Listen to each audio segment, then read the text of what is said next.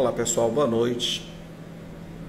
Hoje, amanhã e provavelmente vou ficar realizando algumas lives aqui no nosso Instagram, produzindo 7 vídeos para explicar o que está acontecendo hoje no Oriente Médio, que tem causado apreensão no mundo inteiro sobre esse desfecho dessa tragédia humanitária que tem acontecido no Oriente Médio, basicamente a continuidade desses conflitos envolvendo os judeus e o povo árabe, especialmente o povo palestino.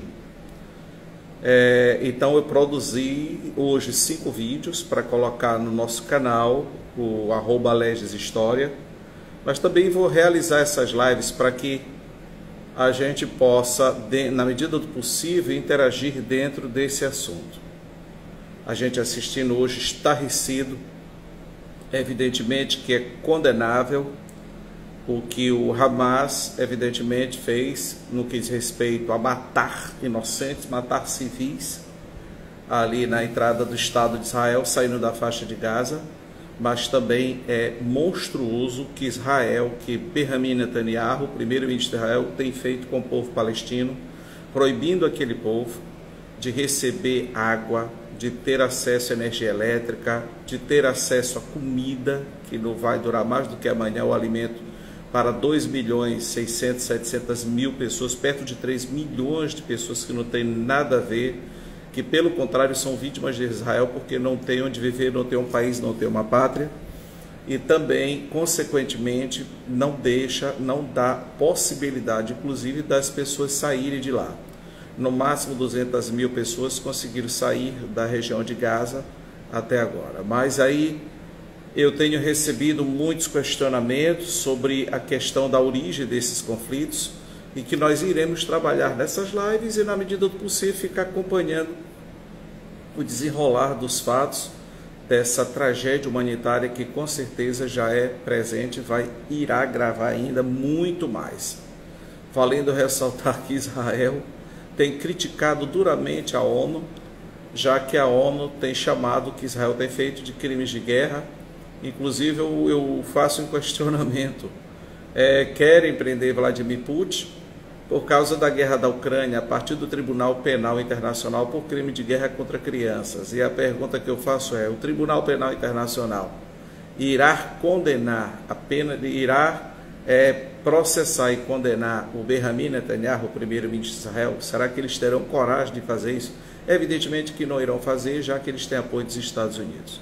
Mas vamos entender praticamente a origem desse conflito, onde vale ressaltar que caso haja alguma crítica acalorada, desprovida de fundamentação histórica, eu não irei realmente responder, eu ficarei em silêncio, não irei em nenhuma hipótese responder, porque aqui não cabe uma análise dentro da questão da religião, aqui cabe uma análise comprovada cientificamente, para poder nós entendermos essa situação e de que maneira um dia, quem sabe, ela poderá ser resolvida, porque não existe perspectiva em curto espaço de tempo para que o problema seja resolvido, já que todas as vezes que se tentou criar o Estado de Israel, palestino, simplesmente os Estados Unidos vetaram e Israel sempre foi absolutamente contra, depois de ter expulsado os palestinos da Palestina. Mas vamos lá. Pessoal, pensemos com razão. Se analisarmos com senso de justiça, se analisarmos racionalmente a questão do direito à terra, o direito à terra. Exemplo, o Brasil. Dono de uma terra é quem chega primeiro, em uma terra que não tem dono, ou dono de uma terra é aquele que tem bastante dinheiro para conseguir ter a propriedade de uma terra por ser detentor de poder aquisitivo, ou seja, dinheiro. Se analisarmos racionalmente, os donos da terra brasileira somos nós, os brancos, ou são os índios? Na minha visão racional e justa, os donos da terra são exatamente os índios, porque aqui chegaram primeiro. E nós, com instrumentos jurídicos impostos aos índios, colocamos a divisão das terras que nós não éramos donos. E eis o problema hoje dessa questão injusta das terras indígenas, já que eles precisam de grandes extensões de terra pela atividade econômica e de subsistência que eles praticam. Afinal de contas, qual é a região disputada? A região disputada ali se chama de região da Palestina. Região da Palestina. Nós temos o Oceano Atlântico, aqui do lado ocidental. Se tivermos que ir até o Oriente, a gente passa pelo Mar Mediterrâneo, passa pelo sul de Portugal, passa pelo norte da África. A entrada do Mar Mediterrâneo é um estreito chamado Estreito de Gibraltar. Se entra no Mediterrâneo e vai em direção ao Oriente, exemplo, Oriente Médio. Então, terminou o Mar Mediterrâneo, a gente entra numa pequena faixa de terra, olha só, uma pequeníssima faixa de terra chamada Faixa de Gaza. A faixa de Gaza, gente, ela tem uma largura que varia de 5 quilômetros a no máximo 12 quilômetros de largura. Vou repetir. A faixa de Gaza, ela tem 5 quilômetros de largura, variando até 12 quilômetros de largura e 40 quilômetros de comprimento. Quem vive em Gaza? Em torno de 2 milhões e 600 a 2 milhões e 700 mil seres humanos que são palestinos, que são árabes. Afinal de contas, quem chegou primeiro? Foram os hebreus que originaram os judeus ou foram os palestinos? Quem chegou primeiro ali foi um povo, entre os dois, evidentemente, entre os dois foi um povo chamado povo filisteu, mais ou menos no século X a.C. Depois dos filisteus chegaram os hebreus, filisteus, cananeus e hebreus. Vamos ficar aqui apenas com filisteus e os hebreus, mais ou menos ali pelos idos do século X a.C. A região disputada se chama Palestina, e Palestina significa terra de filisteus. Logo depois chegaram os hebreus, hoje judeus. E o hebreu significa o que veio do outro lado. Que outro lado é esse? O outro lado significa ali pós-rio Eufrates. Ora, pós-rio Eufrates é entre os rios Eufrates e o rio Tigre.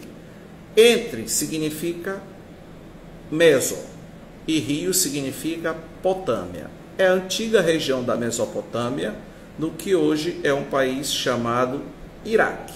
Então, os hebreus vieram da antiga Mesopotâmia. Aliás, a Mesopotâmia, que é o Iraque de hoje, é o berço da civilização humana. É o berço do Antigo Testamento, o que é o Iraque de hoje. Então, vejam só, os hebreus vieram de lá para a região do que é hoje a Palestina. Palestina origina o palestino, certo? A Palestina origina o palestino em nomenclatura. E Palestina significa terra de filisteu. E o filisteu é árabe muçulmano, certo? A maior parte do povo árabe, e de maneira esmagadora, é islâmica, é de muçulmanos. Portanto, tem como Deus o Alá e o principal profeta Maomé ou Mohammed ou Mohammed. Muito bem.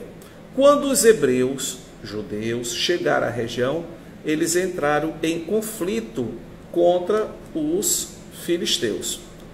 E em momento posterior, eles saíram de lá e foram para o Egito, onde foram escravizados pelos egípcios. Depois de um certo período de cativeiro no Egito, depois de um certo período de escravidão no Egito, os hebreus, os judeus, retornaram para aquela região onde, segundo a tradição das suas sagradas escrituras, tem que ali em Canaã é a terra prometida por Deus para o povo hebreu, judeu.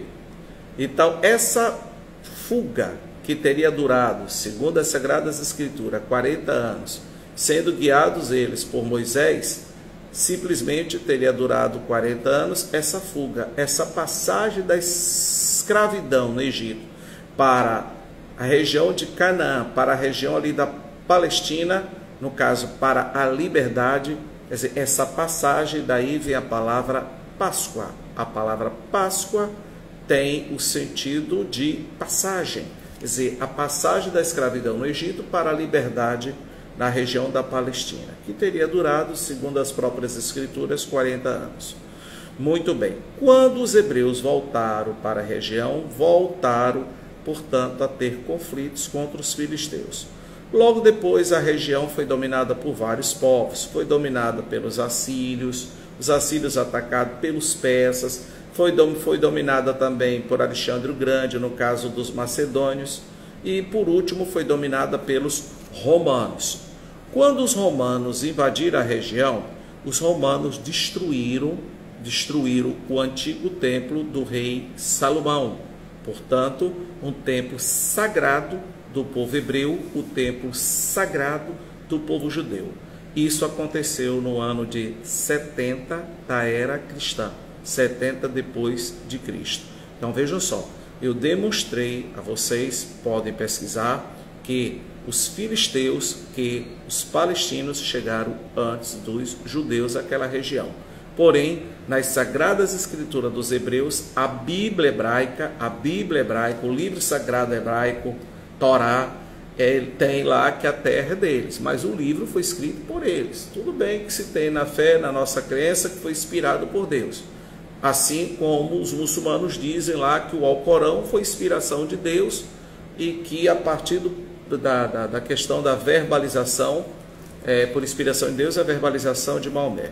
É uma questão de fé, é uma questão dogmática, tipicamente dogmática, que não vale aqui para a nossa análise científica e histórica. Então, muito bem. O que acontece? Repetindo, no ano de 70 da era cristã, o templo do rei Salomão, sagrado templo para os hebreus, para os judeus, fez com que o povo judeu se espalhasse pelo mundo e ficasse sem ter um território, sem ter um país, sem ter uma pátria, sem ter uma nação, até o final de 1947. Olha só, 70 depois de Cristo, 70 depois de Cristo, até o final de 1947, os hebreus, os judeus, ficaram sem um território, sem uma pátria, sem uma nação para viver, espalhados pelo mundo.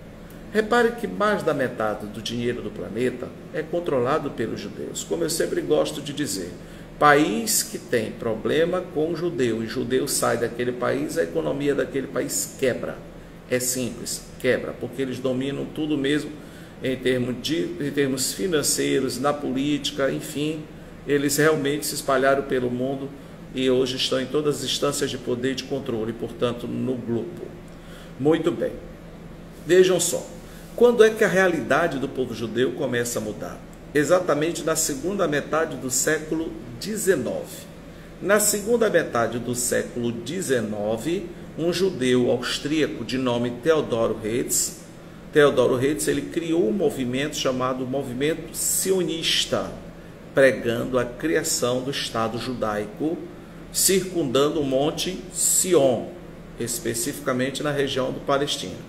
Então, o movimento sionista ganhou força e os judeus absorveram esse movimento do sionismo de maneira muito forte pelo mundo afora. Exatamente esse movimento nasceu na segunda metade do século XIX, quando começa a corrida imperialista, que vai levar às duas grandes guerras mundiais. E que movimento imperialista é esse? Exatamente quando os países europeus, as grandes potências, como a Itália, como a França, como a Inglaterra, fizeram a partilha afroasiática. Portanto, fizeram a divisão da África e da Ásia, buscando matérias-primas e mercados consumidores para os seus parques industriais, certo? E exatamente a disputa entre potências tradicionais industriais tradicionais e as disputas industriais emergentes, países que surgiram como potências emergentes na segunda metade do século XIX, como o caso da Itália, como o caso da Alemanha, como o caso do Japão, como o caso da Rússia, é essa disputa que leva à explosão da Primeira Grande Guerra Mundial. A Primeira Grande Guerra Mundial, que começou em 1914 e terminou em 1917. Vejam só, 1918. A Primeira Guerra durou de 14 a 18 e a Segunda Guerra começou em 1939 e só terminou em 1945. Muito bem, em 1917, o diplomata inglês de nome Balfour assinou um documento, assinou um compromisso chamado de Declaração de Balfour, se comprometendo com os judeus, de que ajudaria os ingleses a ter uma nação na Palestina pós Primeira Guerra Mundial, caso os judeus da Europa apoiassem os britânicos na Primeira Grande Guerra Mundial. Vejam só, os judeus europeus, inclusive os judeus alemães, ajudaram aos britânicos financeiramente a vencer a guerra, portanto, financiar a derrota da Alemanha, ok? Teve também muitos judeus que ajudaram, alemães, que ajudaram financeiramente a vitória dos ingleses. Quando terminou a Primeira Grande Guerra Mundial, não foi criado o Estado judaico, a nação judaica, o país dos judeus. Mas os ingleses, que passaram a ter controle sobre a maior parte do território da Palestina, porque até o final da Primeira Guerra Mundial, quem controlava aquela região tipicamente era a Turquia, o chamado Império Otomano. Mas os judeus permitiram que, aliás, os britânicos permitiram que os judeus começassem a retornar para a região da Palestina de forma maciça, inclusive os endinheirados judeus comprando terras, começando mais uma vez o acirramento dos ânimos entre os judeus e os palestinos que viviam naquela área. Muito bem. Quando demorou muito, pessoal, estourou a Segunda Grande Guerra Mundial. 39, a partir do dia 1º de setembro de 1939, quando Adolf Hitler invadiu o território polonês. Muito bem. E o que Hitler fez na Segunda Guerra Mundial? Assassinou cruelmente em torno de 6,5 milhões de judeus, no que eles, os nazistas, convencionaram chamar de a solução final. A maior parte dos judeus, evidentemente, foi dizimada nas chamadas câmaras de gás lá em território, principalmente polonês, perpetrado esse massacre, esse genocídio pelos nazistas alemães, evidentemente por ordem, capitaneada, portanto, pelo criminoso Adolf Hitler. Muito bem. Quando terminou a Segunda Guerra Mundial, os judeus ameaçaram retirar os seus investimentos dos Estados Unidos, que em torno de 20%, assim como o mundo inteiro exigiu que fosse resolvida a questão do povo judeu, que fosse criado um país para o povo judeu, já que esse povo estava há milhares de anos sofrendo sem ter uma pátria, sem ter uma nação, sem ter o território enquanto país. Então, a ONU, que nasceu em 1945, pressionada pelo mundo inteiro para ter que resolver o problema dos judeus que viviam espalhados pelo mundo sem ter uma pátria, a ONU criou um projeto para dividir a Palestina. Olha só, a ONU já começou errado. Dividir a Palestina, quer dizer, dividir a terra de quem vivia lá há muito tempo e que chegaram ali primeiro, dividir a terra sem consultar aquele povo se iria aceitar ou não. Mas tudo bem, foi prometido para os palestinos, a ONU prometeu para os palestinos criar a nação dos judeus e criar também um Estado, um país para o povo palestino. Tudo bem? Então foi prometido, portanto, dividir o território entre palestinos e judeus, criando um país para cada um. Ok? Muito bem. Foi feita a divisão? Foi. ao final do mês de novembro de 1947, dividiram o território entre palestinos e judeus. Detalhe, os judeus ficaram com 53% do território e os palestinos não aceitaram. Como é o nome do país criado para o povo judeu? Israel. Israel é o país que nasce, certo? Dividindo aquele território para colocar o povo judeu, um povo errante, um povo sofrido pelo mundo afora, principalmente a partir do ano de 70 depois de Cristo, quando os romanos destruíram o templo do rei Salomão, que aliás o que sobrou é o que existe de mais sagrado realmente para o povo judeu até hoje, que é o Muro das Lamentações. Mas vamos lá. Então Israel ficou, por decisão da ONU, com 53% para os judeus do território e o restante ficou com os palestinos. Palestina é um povo de origem árabe. Palestina é árabe, é muçulmano. Então a Liga Árabe, que nasceu em 1945, exemplo, o caso ali da Jordânia, o caso do Egito, o caso da Síria, o caso da Líbia, vários países árabes tradicionais em combate, exércitos com milhares, centenas de milhares de soldados, milhares de tanques de guerra, centenas de aviões, acostumados com a guerra, atacaram Israel em 1948. A Liga Árabe tomou as dores dos palestinos pela injustiça da divisão territorial injusta entre judeus e palestinos. Então os países árabes tomaram as dores dos palestinos e atacaram Israel. Israel, judeus, Israel, país dos judeus, tinha acabado de ser criado. E aí Israel derrotou todos eles ao mesmo tempo. Sabe o que os judeus fizeram? Com a derrota da Liga Árabe, expulsou os palestinos em 1948 da Palestina. O povo palestino perdeu tudo, centenas de milhares de palestinos fugiram da Palestina, postos para correr pelos judeus que tomaram as suas terras na guerra de 1948. Se dividiram principalmente ali pelo sul do Líbano, pela região da Cisjordânia, pela faixa de Gaza, pelo mundo afora, para o Brasil, para o Maranhão.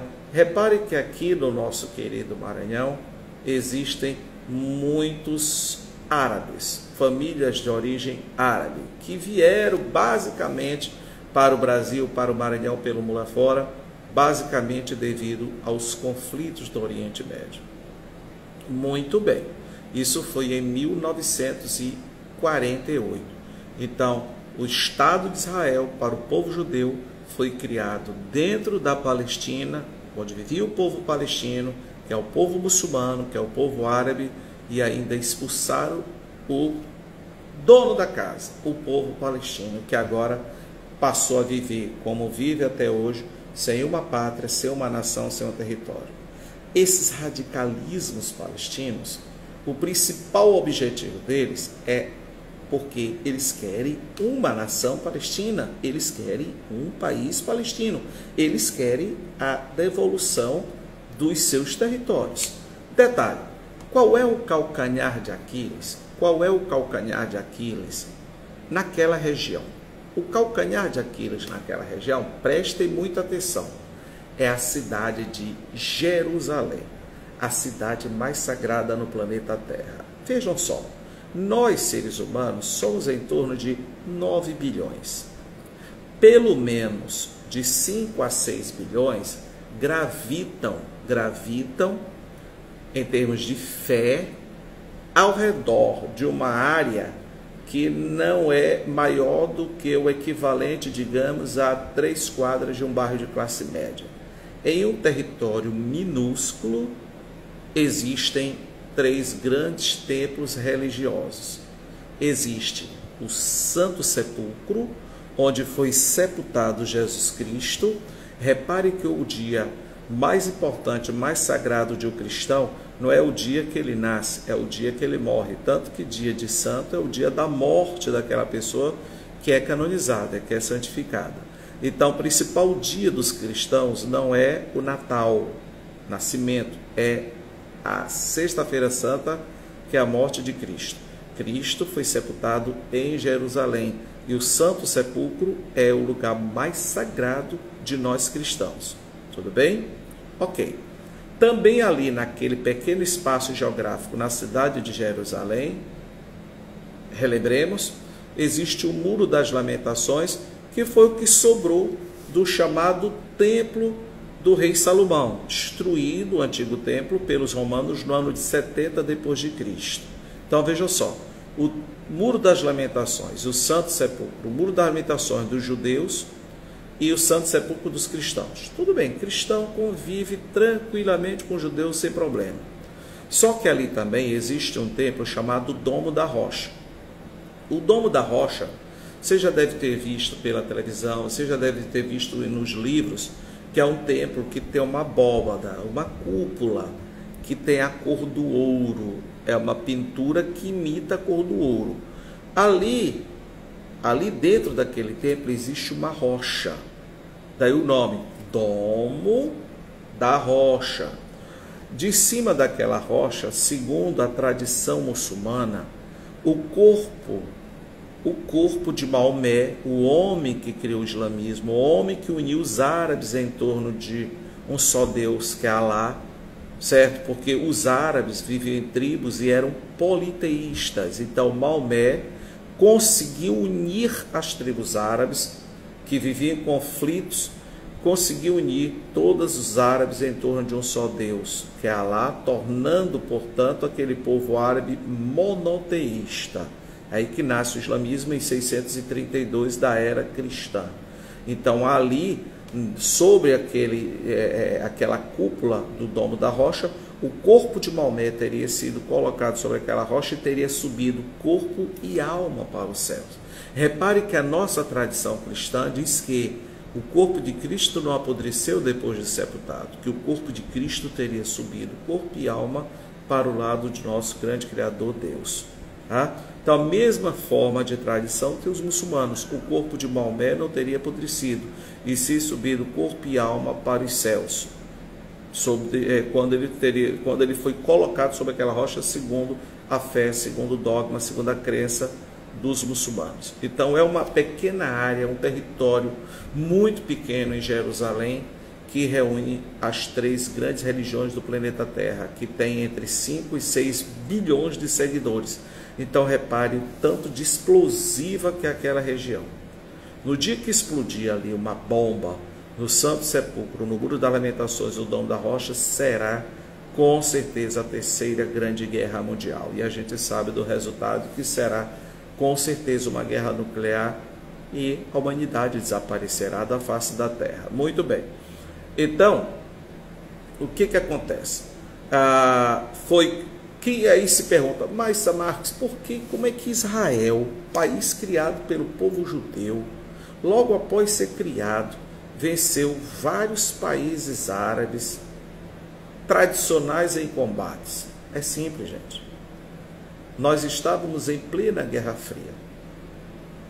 Os Estados Unidos, o Ocidente, sempre foi desconfiado com o islamismo. E mais atrelado ao cristianismo. Então, o que acontece? Quem armou Israel? Quem armou Israel? Os Estados Unidos. Porque Israel, para o povo judeu, é unido a nós cristãos. Armou Israel, porque Israel é o braço armado dos Estados Unidos no Oriente Médio, que tem simplesmente 2/3 de todo o petróleo da terra. Então, criar Israel, armada até os dentes, com armamento americano, para defender os interesses dos Estados Unidos. Isso não é o que eu penso, o que eu acho. Isso aí não é postura de esquerda ou de direita, isso é história. Evidentemente, se estávamos ali na Guerra Fria, e que isso que acontece hoje ainda é parte da Guerra Fria, Evidentemente que os soviéticos irão apoiar os árabes. Tudo bem? Detalhe, qual é o projeto da ONU quando cria Israel? Jerusalém Oriental ficar com os árabes muçulmanos e Jerusalém Ocidental ficar com cristãos e judeus. Então vejam só, a parte ocidental de Jerusalém ficou sob o controle de Israel e a parte oriental ficou sob o controle dos muçulmanos, dos árabes. Muito bem. Em 1900, isso, Marcos, palestino é árabe, Hamas, Hezbollah, Jihad Islâmica são árabes. O palestino é um povo árabe, muçulmano, islamismo. Meu Marcos, o amigo Marcos, meu companheiro. Então, Marcos, o islamismo significa a crença na submissão a Deus. O islamismo vem de muslim, que é a crença na submissão a Deus. E muçulmano significa aquele que é submissão a Deus. É a prática a mesma coisa. Islamismo, do Islã, do muçulmano, do muçulmanismo. Então, Palestina é árabe, portanto, ele é muçulmano. Então, pessoal, segundo problema, Segunda Guerra. Vejam só, quando você sai do mar Mediterrâneo, gente, o petróleo que sai da sua fonte natural, que é o Oriente Médio, repetindo, o Oriente Médio tem 2/3 do petróleo da Terra. Quando o petróleo sai do Oriente Médio, ele só tem 2 caminhos em si naturais. Ou ele dá a volta pelo extremo sul da África do Sul, ou ele dá a volta ao redor do globo. A Terra tem 40 mil quilômetros, né? A volta ao redor do globo tem 40 mil quilômetros, então é muito distante. O que acontece? A Inglaterra, no século XIX, fez uma obra de engenharia fantástica. Ela criou uma passagem ligando o Mar Vermelho ao Mar Mediterrâneo. Atlântico, Mar Mediterrâneo. Ásia, Oriente Médio. O Mar Mediterrâneo termina aqui e abaixo do Mar Mediterrâneo, na extremidade oriental do Mar Mediterrâneo, os ingleses no século XIX fizeram uma passagem muito estreita, que alguns trechos passam no máximo 2 navios, chamada de Canal de Suez, que liga o Mar Mediterrâneo ao Mar Vermelho. Saiu do Mar Mediterrâneo, entrou no Mar Vermelho, logo chega ao Oriente Médio, região produtora de petróleo, diminuindo por mais de 10 mil quilômetros o percurso do petróleo. Observem, o Canal de Suez, ele fica no Egito, mas ele não era administrado pelo Egito, era administrado pelos ingleses. O Egito, árabe. Egito, irmão do palestino, árabe. Muito bem. Em 1956, o presidente do Egito, isso, Rui Castro, o Canal de Suez foi feito pelos ingleses, fica no Egito, mas era controlado não pelos egípcios, e sim pelos ingleses. É como se nós disséssemos, os Estados Unidos fizeram uma obra na Amazônia do Brasil, e passam a administrar essa obra dentro do Brasil. É dizer, isso não é respeito, isso é imperialismo. A Amazônia é nossa. Quem tem que impedir a destruição, o desmatamento, as queimadas, o garimpo criminoso somos nós, e não deixar que gringo venha para cá cantar barra na nossa maravilhosa e querida floresta amazônica. Mas muito bem, o que acontece, pessoal? O presidente do Egito, Gamal Nasser, coronel Gamal Nasser, ele em 1956, sabe o que ele fez? Ele virou para o mundo e disse, o Canal de Suez é nosso. O Canal de Suez no Egito será administrado pelo Egito.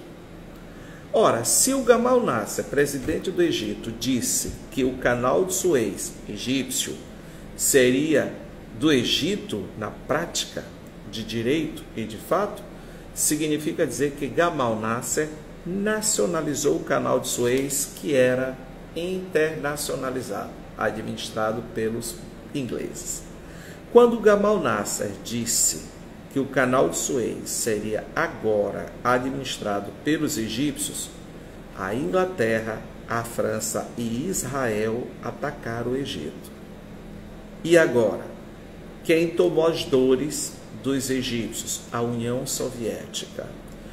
Quem tomou as dores dos ingleses, de Israel, portanto, dos judeus e dos franceses? Os Estados Unidos. Então, ele simplesmente, os americanos, mais uma vez, ficaram de frente para os soviéticos. Diante da possibilidade real de uma guerra nuclear entre Estados Unidos e União Soviética, a União Soviética decidiu recuar e o canal de Suez voltou a ser internacionalizado.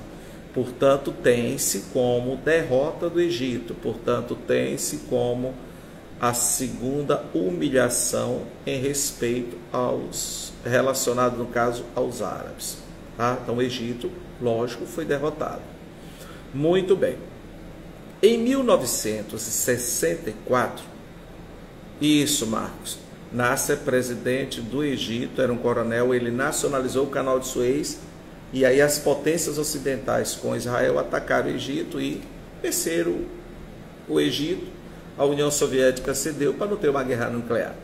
Mas vamos lá. O que acontece? Em 1964, surgiu a figura de um jovem, de uma família muito rica e tradicional do Egito, que largou o seu bem-estar e foi para a região ali entre a Palestina e a Cisjordânia, que era território da Jordânia, de nome Yasser Arafat. Quando Yasser Arafat saiu de casa, ele foi tomar as dores dos seus irmãos palestinos, que viviam em acampamentos miseráveis ali na Cisjordânia, principalmente na faixa de Gaza e ao sul do Líbano. Muito bem, ele chegou lá e criou a chamada OLP, Organização para a Libertação da Palestina, cujo objetivo era a criação do Estado palestino, de um país palestino, de uma nação para os palestinos. E logo surgiu o braço armado da OLP de nome Fatah.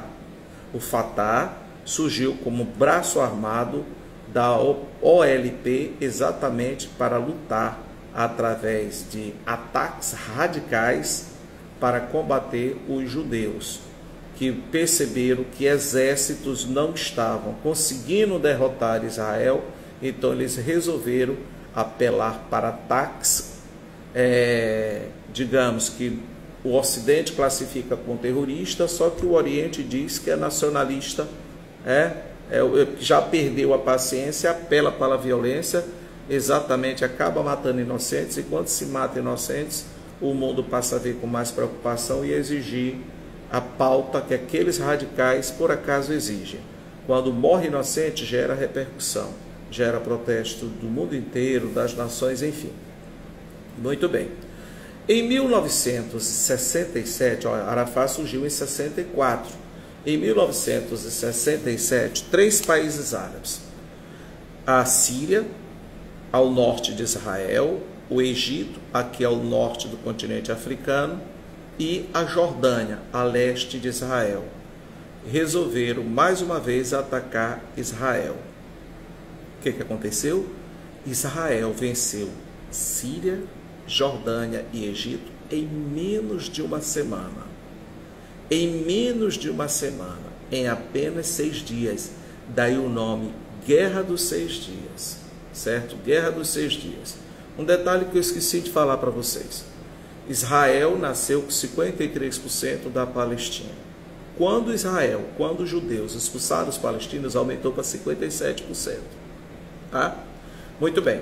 Quando Israel venceu a Guerra dos 6 Dias em 1967, o que os judeus fizeram? Marcos, eu respondo já já, querido. Só para concluir esse raciocínio sobre a Guerra dos 6 Dias, eu respondo já já para o meu amigo. Os judeus tomaram as colinas de Golã da Síria. As colinas de Golã da Síria, ao sul da Síria, foram... Boa noite, Mateus. Boa noite, meu amigo. Israel tomou as colinas de Golã ao sul da Síria, território sírio. Primeiro. Segundo, Israel tomou a península do Sinai do Egito e tomou a faixa de Gaza. Sinai, península do Sinai, que é um pequeno território que se destaca do Egito e penetra no Mar Vermelho, onde fica o Monte Sinai. Olha, e tomou dos egípcios a faixa de Gaza. A faixa de Gaza agora que está sendo massacrada pelos israelenses. E tomou a Cisjordânia da Jordânia. Quando Israel tomou a Cisjordânia da Jordânia, Israel passou a controlar também Jerusalém Oriental. Então a cidade de Jerusalém ficou completamente sob o controle judaico de Israel. E aí Israel passou a ter 70% a mais de territórios do que da época que foi criado. Só isso? Acabou a humilhação? Não. Expulsaram os palestinos da Cisjordânia. Primeiro os palestinos foram expulsos da Palestina. Agora os palestinos foram expulsos da Cisjordânia. Tudo bem? Para onde os palestinos fugiram pelo deserto, centenas de milhares de crianças, mulheres, idosos, massacre. Para onde muitos deles foram? Para o sul do Líbano. A população do Líbano, a maioria é de muçulmanos. Palestino é árabe e muçulmano. A maior parte do povo do Líbano é de muçulmanos. Os palestinos foram para o sul do Líbano. Só que mais de 30% dos libaneses são cristãos. Sabe o que aconteceu? Os cristãos atacaram os palestinos no Líbano. Os cristãos libaneses, os nossos irmãos cristãos, atacaram os palestinos pelo norte. Israel tomou as dores dos cristãos no Líbano e atacaram os palestinos pelo sul. Então, cristãos do Líbano atacaram os palestinos, muçulmanos, Israel atacou por baixo.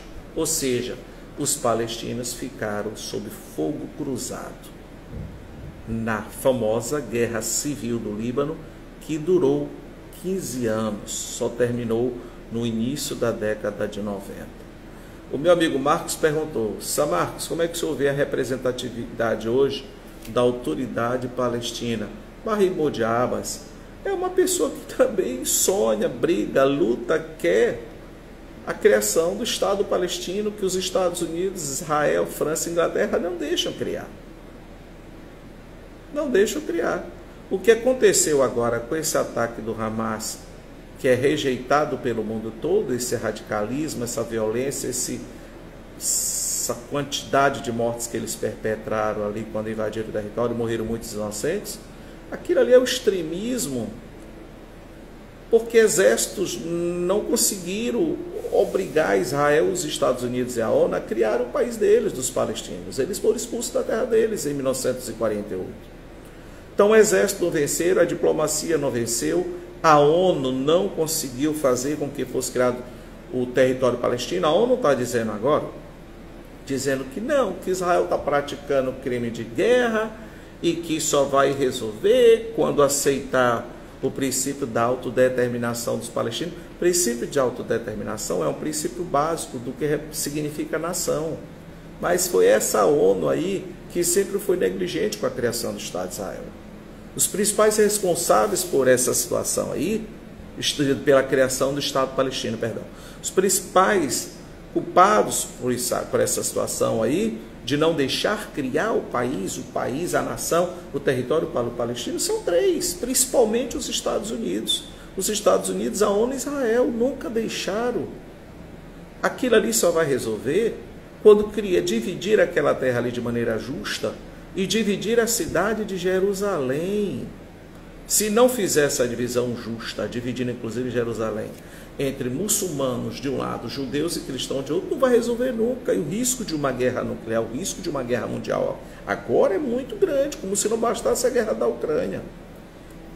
Então a autoridade palestina, Mahmoud Abbas, é um cidadão que gosta sempre de adotar a diplomacia, mas com certeza a autoridade palestina com base em Mahmoud de Abbas, jamais vai criticar os atos do Hamas, e nem da Jihad Islâmica, e muito menos do Hezbollah.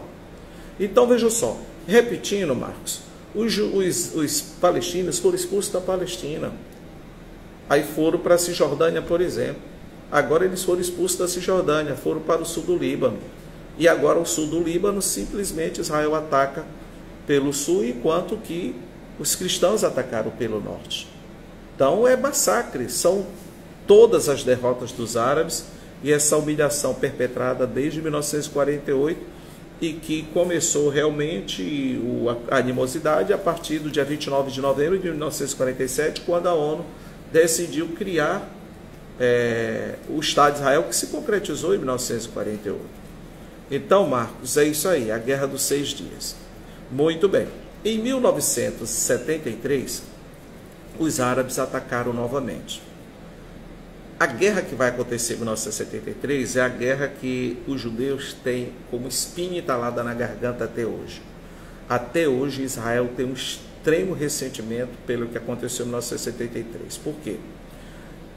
O dia mais sagrado do povo judeu é o dia do perdão. O dia do perdão se chama Yom Kippur. Os países árabes atacaram Israel em 1973 com a perspectiva de que, por ser um dia sagrado, os judeus não irão reagir. E aí, os judeus reagiram. Quer dizer, os árabes não respeitaram uma data sagrada dos judeus. Reagiram e derrotaram os árabes mais uma vez. Aliás, só para relembrar que agora é o período mais sagrado do povo árabe, que é o Ramadã, esse mês. Inclusive a Páscoa também do povo cristão, do povo judeu. Então é sagrado para os dois lados esse período. Olha o perigo que reside nessa situação de agora. Muito bem. O que aconteceu? Quando os árabes, mais uma vez, foram humilhantemente derrotados pelos judeus, os países árabes, a Liga Árabe, resolveu castigar o Ocidente. Como? A OPEP, Organização dos Países Exportadores de Petróleo, que é um cartel que controla o petróleo do mundo, é o OPEP que diz todos os dias o preço do barril de petróleo. Simplesmente a OPEP reduziu em 1/3 o fornecimento de petróleo para o Ocidente. Naquele pensamento de que, poxa, vocês vieram aqui, criaram essa confusão e deram as costas para a gente quer ver até onde vocês podem chegar. Então eles fecharam a torneira de petróleo em 1973, criando a crise do petróleo em 73. Em 74, mais 1/3. São as duas crises do petróleo, em 1973 e 1974, exatamente para obrigar o Ocidente a colocar o dedo nessa ferida que nós ocidentais criamos lá dentro e demos as costas e deixamos judeus e árabes se matando lá no Oriente Médio. Certo? E diga-se de passagem também, uma coisa interessante, que quando estourou a crise do petróleo, 73, 74, foi aí que a ditadura militar no Brasil, quando viu o barco fazendo água, simplesmente eles decidiram lentamente abandonar o barco, entregando o barco de volta para os civis, naquilo que se convencionou chamar de reabertura lenta, segura e gradual. Quer dizer, segura seria entregar o poder para os civis que eram bem sintonizados com a postura dos militares no Brasil, com a ditadura militar. Por isso que aquela elite que assumiu o governo brasileiro na década de 80, após o fim da ditadura militar, sempre foi muito ligada, era tipicamente do partido, que era a Aliança Renovadora Nacional, a Arena, que era a direita do Brasil, de extrema confiança do regime militar brasileiro. Então aí a ditadura militar resolve começar o processo de reabertura, devolvendo o poder sim para os civis, a partir da crise do petróleo, que fez água no chamado milagre econômico brasileiro. Fez água, eles se percebeu que o crescimento do Brasil não era acompanhado do desenvolvimento, e sim um crescimento dependente do capital estrangeiro, que se avolumou substancialmente a nossa dívida externa. Muito bem, então, gente, por hoje eu paro, fui até a Guerra de 73, E amanhã, no mais tardar depois da manhã, eu farei uma outra live chegando até hoje a esse conflito que está acontecendo. Mas vocês aprenderam nessa live que quem primeiro realmente chegou ali foi o que hoje o povo palestino. E o que o palestino quer é apenas que respeite e crie um país para eles viverem, que hoje o palestino vive espalhado pelo mundo. Detalhe, Israel tem usado fósforo branco sobre os judeus, Israel destruiu uma ponte que é o único acesso a Gaza, Israel não deixava entrar nem remédio em Gaza, e hoje Israel não deixa entrar comida, cortou o fornecimento de água, cortou o financiamento de energia, e no máximo 200 mil palestinos conseguiram sair. Existe lá em torno de 2.600.000 seres humanos sendo cruelmente bombardeados. Tem-se notícia que Israel já destruiu pelo menos 5.000 prédios na região da faixa de Gaza.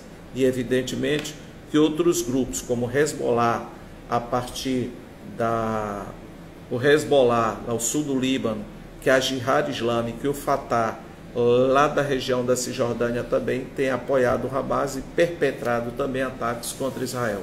Portanto, isso aí vai evoluir, isso aí vai se agravar, e o mundo tem que pressionar Israel para que pare esse massacre de palestinos inocentes na faixa de Gaza. Se tiver que manter o confronto, pensar numa outra estratégia, e a coisa vai se agravar muito mais, porque Israel vai invadir sim Gaza por terra, vai ter que lutar de prédio em prédio, de casa em casa, e isso aí vai gerar um derramamento de sangue sem precedentes, milhares, centenas de milhares de inocentes com certeza irão perder suas vidas.